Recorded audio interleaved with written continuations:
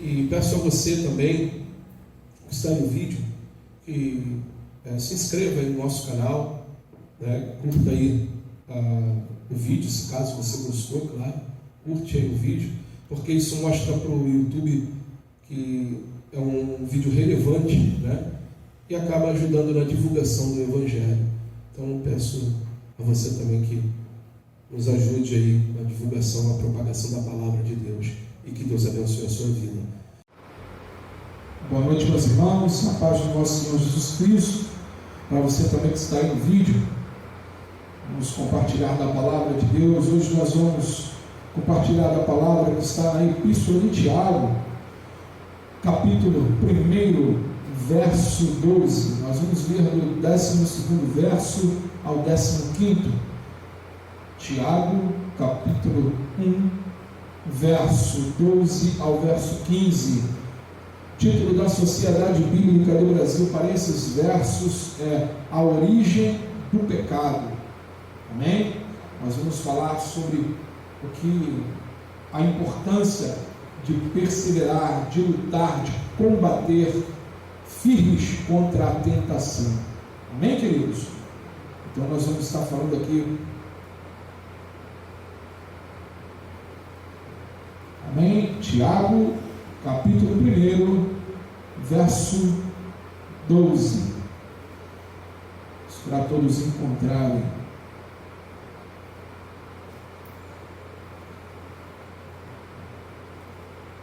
Amém?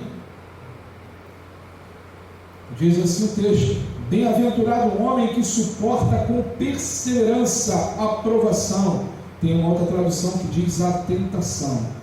Suporta a provação, porque depois de ter sido aprovado, receberá a coroa da vida, a qual o Senhor prometeu aos que o amam. Ninguém, ao ser tentado, diga: sou tentado por Deus, porque Deus não pode ser tentado pelo mal, e Ele mesmo a ninguém tenta. Verso 14: Ao contrário, cada um é tentado pela sua própria cobiça, quando esta o atrai e seduz. Então, a cobiça, depois de haver concebido, dá a luz ao pecado, e o pecado, uma vez consumado, gera a morte. Oremos. Senhor Deus, Pai querido e amado, louvado seja o teu santo e precioso nome. Pai, tomai a minha vida em tuas mãos, o meu intelecto, os meus sentimentos, e que tudo o que venha a ser dito aqui nesta noite venha do teu coração, Pai, para os nossos corações. Senhor, tomai-nos em tuas mãos e ajudai-nos, Senhor, que os nossos pés estejam sempre firmes na rocha que é Cristo Jesus. Pai querido, tomai-nos em tuas mãos e direcionai-nos em todo o tempo. Pai amado, Pai, te pedimos em nome de Jesus, abençoai, Senhor, cada irmão que está no mundo, no Brasil, no mundo afora, pregando tua palavra, o teu evangelho. Continua sendo com os teus filhos, Pai, dando forças, direcionando, para que, Pai, todos os seus propósitos se cumpram nessa terra, nos 4 cantos dessa terra. É o que nós te pedimos, Senhor, e te agradecemos em nome de Jesus. Todos digam amém? Amém, graças a Deus. Podeis sentar, meus irmãos. Tiago começa aqui no verso 12 do capítulo 1, dizendo que bem-aventurado, seja feliz, é o homem que suporta. Alguém que suporta. Quando nós falamos sobre essa palavra suportar, irmãos, quando todas as vezes que usamos essa palavra suportar, nós estamos nos referindo a algo que não é fácil. Amém? Suportar peso, nós estamos sempre nos arremetendo à ideia de algo que não é fácil, algo que é difícil. Então o Tiago já está dizendo: bem-aventurado aquele que suporta, aquele que está firme, aquele que suporta com perseverança. Ou seja, aquele que não desiste, aquele que continua, mesmo dentre as dificuldades. Perseverança, aprovação ou a tentação. Porque depois de ter sido aprovado, receberá a coroa da vida, a qual o Senhor prometeu aos que o amam. Amados, o nosso alvo, o meu alvo, o seu alvo, o nosso alvo, o alvo dessa igreja é Cristo Jesus, é os céus. É a coroa da vida. É imarcessível a coroa da vida. Esse é o nosso alvo. Eu queria falar um pouco sobre tentação. Como ponto de partida, eu gostaria que encontrássemos o verdadeiro significado pela palavra tentação. E essa palavra, o significado dela diz: impulso de fazer ou pegar algo atraente, mas que pode ser inconveniente. Pessoa, coisa ou situação que atrai irresistivelmente. É um desejo de realizar uma ação imediata e agradável, mas provavelmente prejudicial a longo prazo. Tentação também quer dizer ato de coação, exercer força ou violência mental em uma pessoa para forçá-la a dizer ou fazer algo contra a sua vontade, por manipulação ou influência da curiosidade, desejo ou medo da perda. No campo das religiões, refere-se à inclinação ao pecado. Tudo isso está relacionado à tentação, à provação. Uma das experiências mais traumáticas na caminhada cristã tem a ver com o fato de que mais cedo, irmãos, ou mais tarde, seremos tentados. E quando falamos de ser tentado, isso tem a ver com sermos provocados ou expostos a fazer o mal. Eis a diferença entre quem consegue e quem falha em seguir a Cristo, no serviço de Deus, ou nas relações pessoais. E tudo porque necessariamente o sucesso ou o fracasso tem a ver com a nossa firmeza e estabilidade e constância em nosso relacionamento com Deus, com o lugar que ocupa Cristo em minha, em sua, em nossas vidas, com a liberdade que o Espírito Santo tem para operar em nós, e finalmente, e muito importante, a influência da palavra de Deus em cada um de nossos atos e ideais, critérios, pensamentos e emoções, se é a palavra de Deus que rege a tua vida. E dentro desse cenário todo, a tentação, nós temos um promotor, né? O promotor é aquele diante de uma corte, é aquele que acusa, traz a acusação do Estado sobre aquele réu, né? Sobre aquela pessoa, e o advogado, ele vai defender o seu cliente, ele vai defender o réu. No caso aqui, o promotor, o acusador é o diabo, ele é o acusador, ele é o tentador. Nós acabamos de ler aqui a epístola de Tiago e vemos que Tiago fala que nós não devemos falar nunca, nem mesmo imaginar que seríamos ou poderíamos ser tentados por Deus, porque a tentação ela vem do mal. Ele diz aqui no verso 13: ninguém ao ser tentado diga sou tentado por Deus, porque Deus não pode ser tentado pelo mal, e Ele mesmo a ninguém tenta.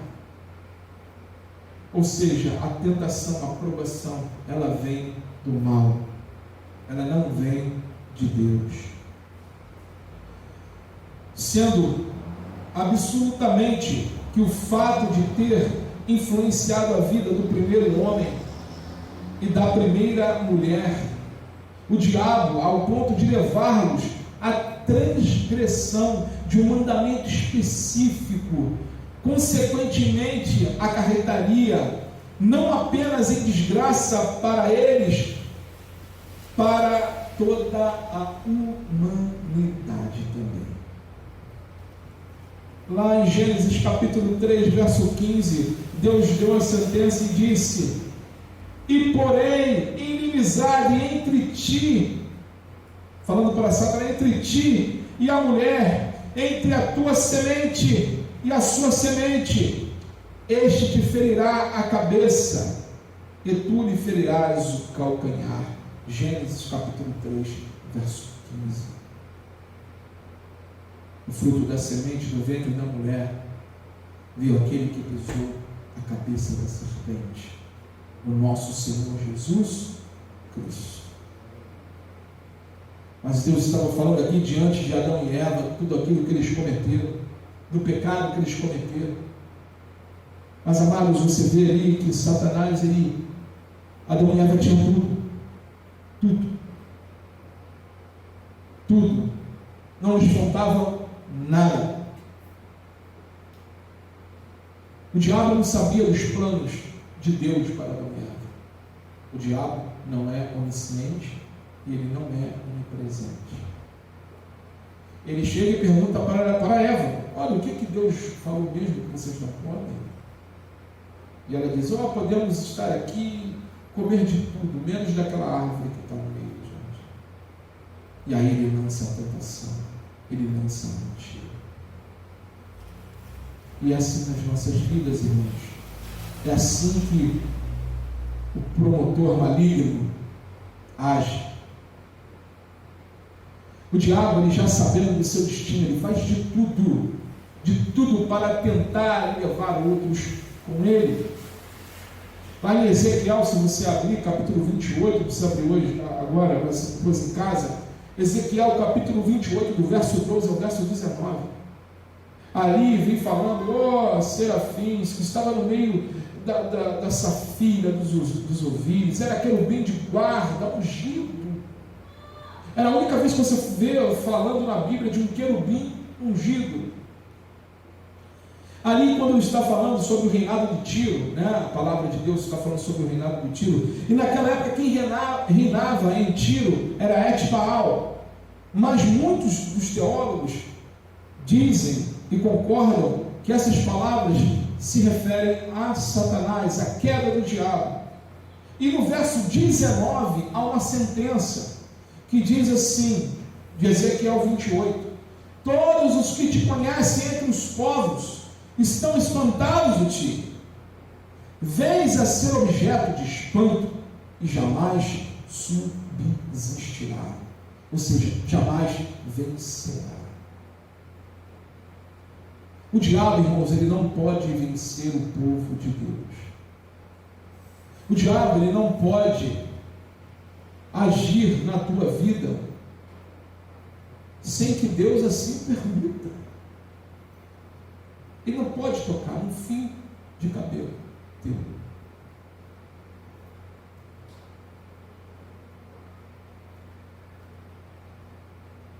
É pois a partir daí que começa a batalha, o inimigo tentando o homem com pecado, incitando o homem permanentemente à desobediência, à rebelião, à infidelidade, o pecado literal. Ele conseguiu o objetivo na mente de Caim, que matou seu próprio irmão. Irmão, olha onde o ardiloso, olha onde esse promotor maligno chamado Satanás chega.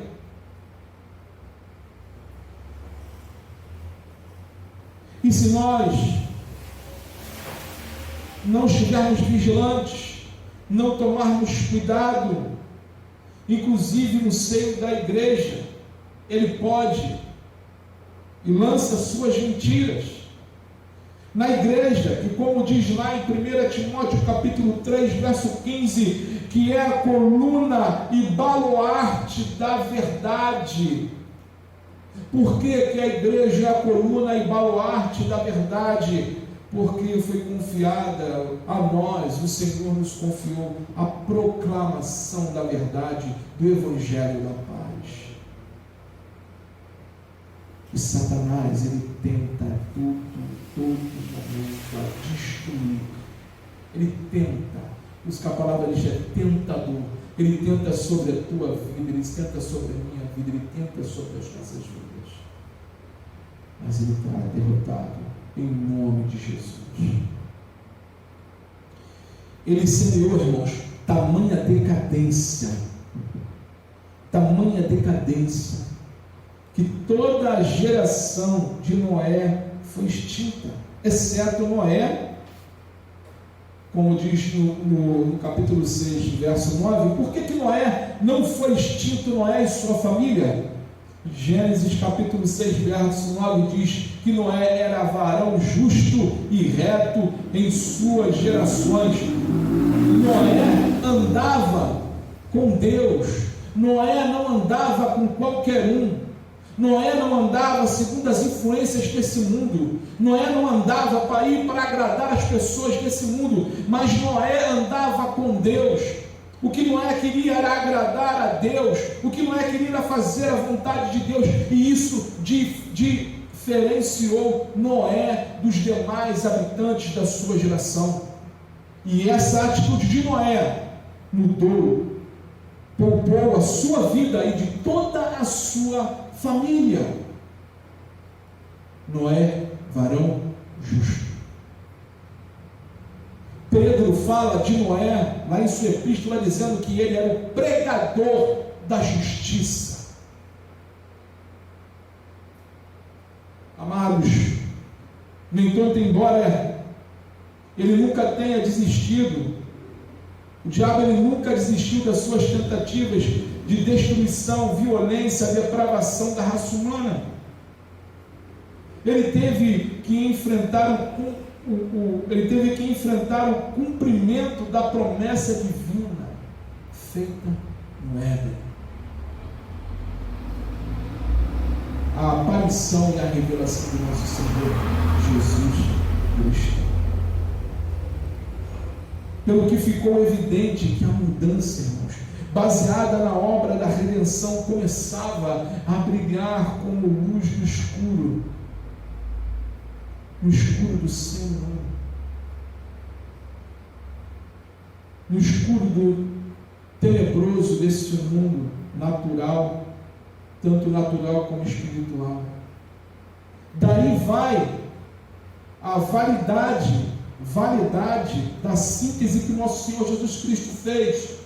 E ele diz o seguinte: o ladrão vem apenas para roubar, matar e destruir. João 10:10. O que o ladrão quer roubar de você? O que o diabo quer roubar de você? Ele começa roubando a sua comunhão com Deus, o seu andar com Deus, as suas orações com o Senhor. Ele vai te tentando a isso. E quando ele encontra brecha, ele rouba os teus momentos com Deus. E aí vem o segundo ponto que Jesus falou. Ele veio para roubar e depois matar. O que ele quer matar? A tua vida espiritual. Ele quer que você deixe de ser crente.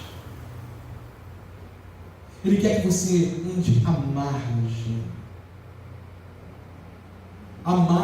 da comunhão dos santos, à margem da igreja. Ele não quer você no meio da eclésia, ele não quer você no meio da igreja. Ele quer você longe. Ele quer você longe.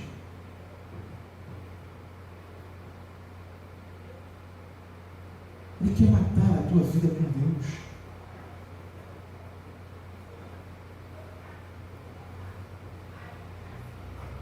Ele quer destruir, te colocar no pó, assim como ele quase fez com Sansão. Ele roubou de Sansão. Sansão ficava brincando com a tentação. O diabo roubou de Sansão.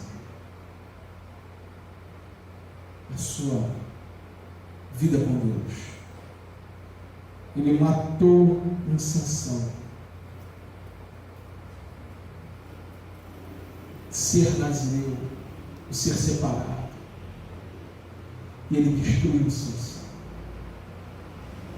Os inimigos pegaram Sansão, cortaram seus cabelos, vazaram seus olhos, humilhou Sansão. É isso que o diabo quer, gente: matar, roubar e destruir. E Jesus diz algo que ele veio totalmente ao contrário. Ele diz: eu vim para que tenham vida, vida comigo, e vida em abundância. Ou seja, vida comigo neste momento, nesta terra, e vida em abundância, a vida eterna também comigo. É vida atrás de vida. É isso que Cristo quer para você, para nós. O inimigo das nossas almas, irmãos, ele, desde o início, quando Jesus se manifestou em carne, ele tentou medir forças. Olha a audácia dele. Se ele tentou Cristo, não vai tentar a mim, a você. Ele tentou, como diz lá em Lucas capítulo 4, do verso 1 ao 13, mas Jesus vinha com a palavra. Olhe para essas pedras. Você não está com fome? Olhe para essas pedras. Ele tenta na necessidade. Fala que elas se transformam em pães, se você é filho de Deus. O diabo pode estar te tentando agora e falando para você: se você é filho de Deus, por que tu está passando por isso? Por que tu está passando por essa enfermidade? Se você é filho de Deus, por que tu está passando esse momento financeiro difícil? O diabo pode estar tentando a sua vida, querendo te roubar, te matar, te destruir. É esse o plano dele. Não mudou o plano dele desde o Éden, irmãos. Não mudou, continua sendo o mesmo: matar, roubar e destruir. E quem os afetados disso tudo somos nós. Imagine que desde o início dos tempos, Satanás, nosso maior adversário, valendo-se da debilidade humana, tentou os nossos pais a desobedecer, e das consequências de tal queda.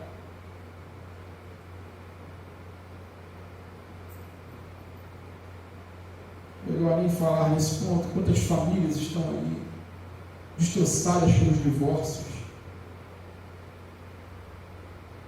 por pais que cederam à tentação. Quantas famílias estão destruídas, quantas vidas estão destruídas.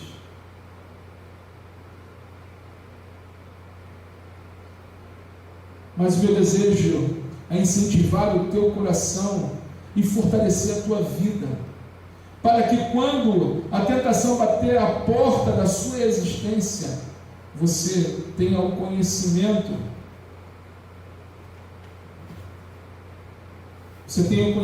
e a convicção e a coragem de pensar como José, filho de Jacó, e agir adequadamente, além do contexto de rejeição que José passou, além de ser vendido por seus irmãos, além de erroneamente ter sido dado como morto por seus pais, porque seu temor reverente a Deus não admitiu que ele desobedecesse os preceitos e os mandamentos divinos. Então, meu irmão, minha irmã, você que está me ouvindo, o que você está passando não é desculpa.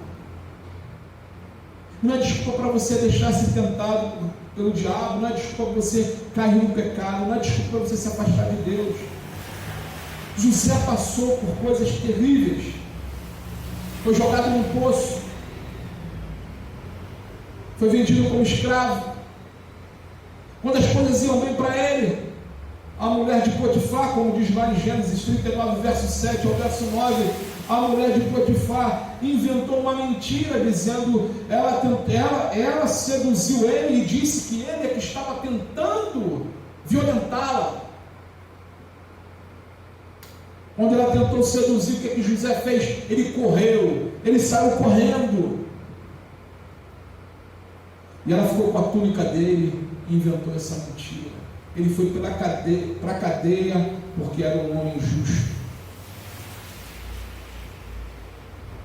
Por não ter se deitado com a mulher de seu Senhor. Aqui Gênesis 39, verso 7 ou 9 diz assim: aconteceu que depois destas coisas, que a mulher de seu Senhor pôs os olhos em José e disse: deita-te comigo. E ele, porém, recusou e disse à mulher do seu Senhor: tem-me por mordomo meu Senhor, e não sabe do que há em casa, pois tudo o que tem me passou ele às minhas mãos. Ele não é maior do que eu nesta casa, e nenhuma coisa me vedou, senão a ti, porque és uma mulher. Como, pois, cometeria eu tamanha maldade e pecaria contra Deus? Veja o que José fala. Ele fala que pecaria contra quem? Contra Potifar? Contra Deus. Os nossos atos, irmãos, de ceder à tentação, se você cede à tentação, você não está pecando primeiramente contra uma pessoa, você está pecando primeiramente contra Deus Todo-Poderoso. Amados, assim podemos ver que não devemos necessariamente, assim como José, cair na teia do inimigo, nas artimanhas de Satanás, mas estar com os nossos pés firmados na rocha, que é Cristo Jesus. Voltando um pouco ao princípio, observamos que após a queda de seus pais, após a queda de Adão e Eva, Caim, envolto em uma conspiração de dor, vergonha, ciúme e inveja, que não hesitou a matar seu próprio irmão, e tudo porque ele simplesmente não possuía, ou perdeu, ou jamais teve o controle.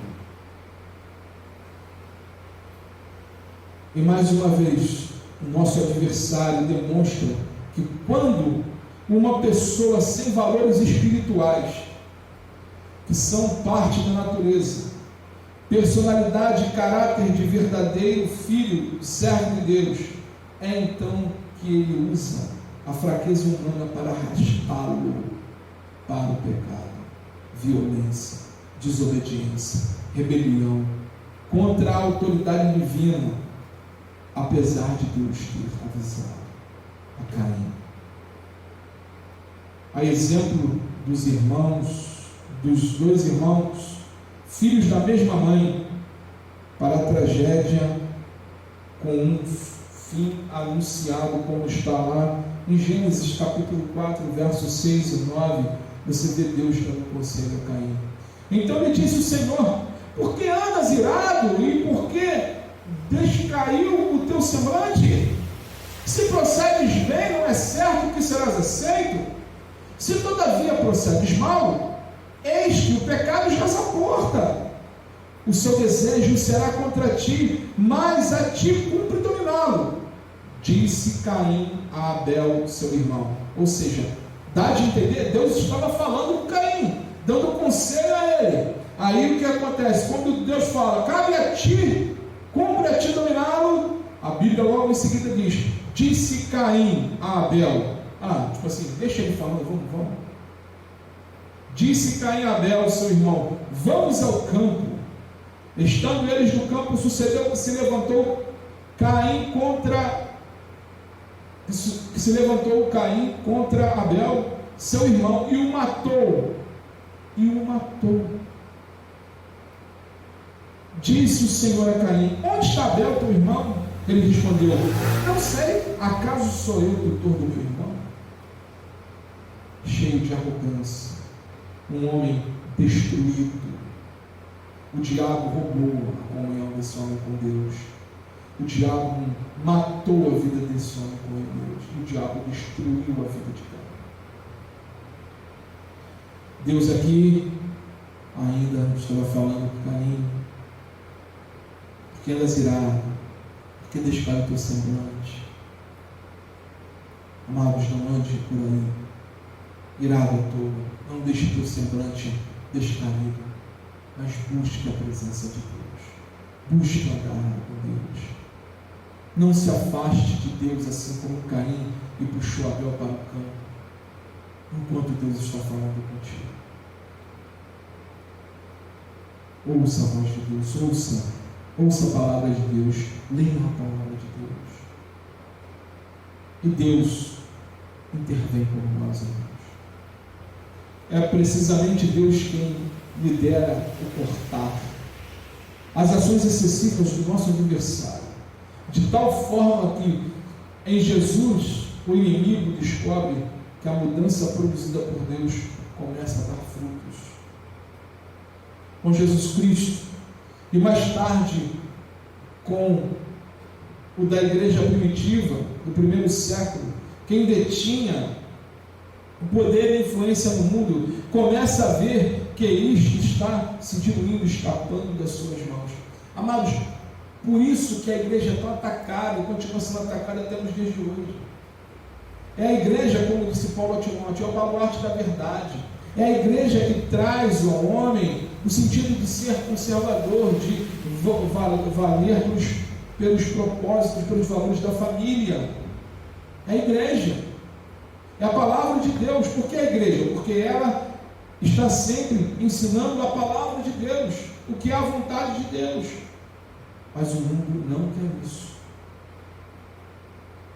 Agora, os demônios, a tropa de elite de Satanás começa a recuar, dando espaço à influência de Cristo, do seu Espírito Santo e da igreja da palavra, porque é composta daqueles que antes estavam sob o seu jugo, agora estão ali guerreando contra ele, através, em Cristo, debaixo do senhorio, melhor dizendo, do nosso Senhor Jesus Cristo, vivendo em fé, obediência e santidade. Efésios capítulo 2,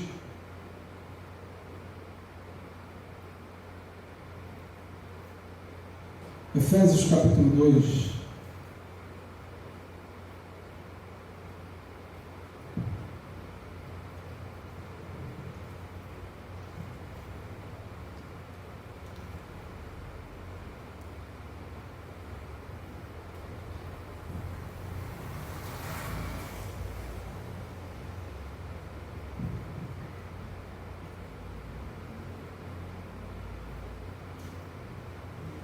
Efésios 2, colocou aqui a página,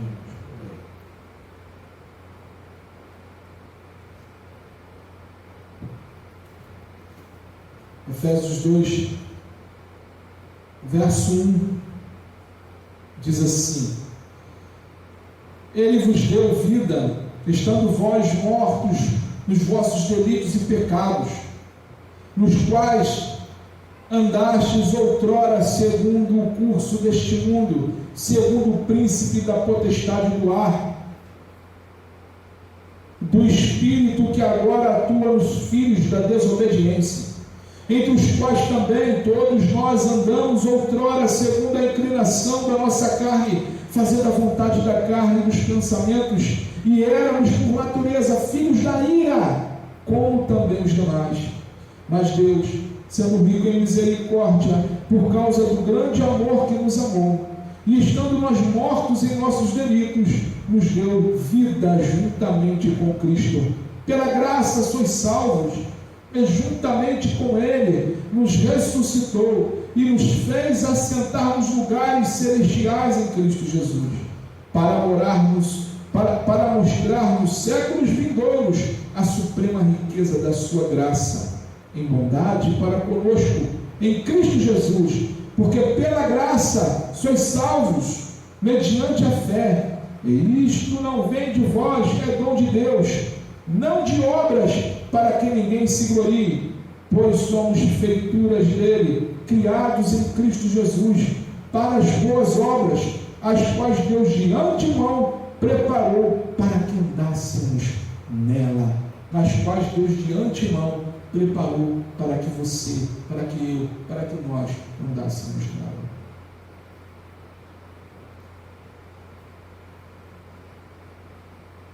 Deus nos deu escape, irmãos. É Ele que nos livra. É pela graça, é pelo favor e merecido de Deus que nós somos livrados. Em João capítulo 3, verso 16 e verso 17, diz o seguinte: Deus amou o mundo de tal maneira que deu seu Filho unigênito para todo aquele que nele crer não pereça, mas tenha a vida eterna. Porquanto Deus enviou o seu Filho ao mundo, não para que julgasse o mundo, mas para que o mundo fosse salvo por ele. Efésios 4, verso 8, subindo alto, ele levou o cativo o cativeiro e deu dons aos homens. Ele levou o cativo o cativeiro. Amados, é por isso que eu encorajo o teu coração a se curvar a Cristo e a andar na esfera de Deus. Não se deixe arrastar pela sua natureza pecaminosa. Em Romanos, como diz Romanos 12, verso 21, não se deixe vencer pelo mal, mas vence o mal com o bem. Ser dependente da graça de Deus, que também manifesta a nossa limitação. Nesse caso, o bem orientado. Deus nos mostra que nós somos limitados, mas orientados através do Espírito Santo dele. Como ele diz em Filipenses capítulo 2, verso 13, porque Deus é o que opera em vós, tanto o querer quanto o efetuar por sua boa vontade. Ou seja, quem opera na minha vida, quem opera na sua vida, quem opera nas nossas vidas é Deus. É Deus que opera em nós, o querer dele, o efetuar dele. Descanse em Deus. Fuja dos desejos pecaminosos do teu coração. Ore a Deus, lute contra isso, batalhe esse combate. Lá em 1 Coríntios capítulo 2, verso 13, diz assim: não vos veio tentação que não fosse humana, mas Deus é fiel e não permitirás que sejais tentados além das vossas forças. Pelo contrário, juntamente com a tentação, vos proverá livramento, de sorte que possais suportar. Então, amados, Paulo diz aqui, para encerrarmos em Coríntios, que tudo que vem sobre as nossas vidas, o Senhor não permite que venha sobre as nossas vidas tentação, provação, que nós não poderíamos suportar. E a Bíblia fala que Deus é fiel e não permitirá que sejamos tentados além das nossas forças.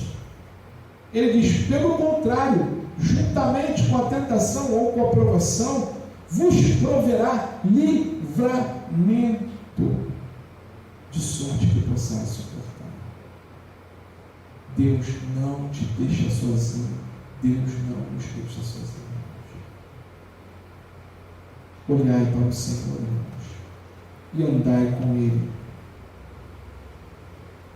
Vire as costas para aquilo que tem tentado a tua vida, para aquilo que tem te afastado dos caminhos de Deus, para aquilo que tem tentado roubar tua comunhão com Deus, tentado matar o teu caminhar com Deus, porque está te levando para a destruição. Lembre-se que Jesus disse em João 10: o diabo ele veio para matar, roubar e destruir. Mas Jesus disse que ele veio para que nós tivéssemos vida e vida em abundância. Que Deus abençoe a todos, rica e poderosamente. E uma semana abençoada na presença do Senhor. Oremos, igreja.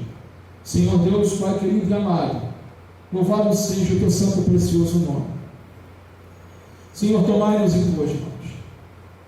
Assim como diz tua palavra, Senhor, que não vos sobreveio sobre cada um de nós tentação, ou tribulação, ou provação, que nós não poderíamos suportar. Senhor, toma cada um dos meus irmãos, cada um de nós em tuas mãos. Continua nos dando força, nos dando livramento, ó Deus, para que em todo momento o seu nome seja glorificado em nossas vidas, Senhor. Perdoai-nos, Senhor, as nossas falhas. Pai, continuai firmando os nossos pés na rocha que é Cristo Jesus. E abençoai, Senhor, esse restante de semana. Pai, Tu sabes das necessidades de cada um. Pai, nós Te pedimos em nome de Jesus, continue operando em nós e através de nós. E, Senhor, onde colocarmos a planta dos pés, a palma das mãos, que o Senhor venha abençoar. Em nome de Jesus, toda a igreja diga amém. Amém, graças a Deus. Que Deus nos abençoe rica e poderosamente, em nome de Jesus.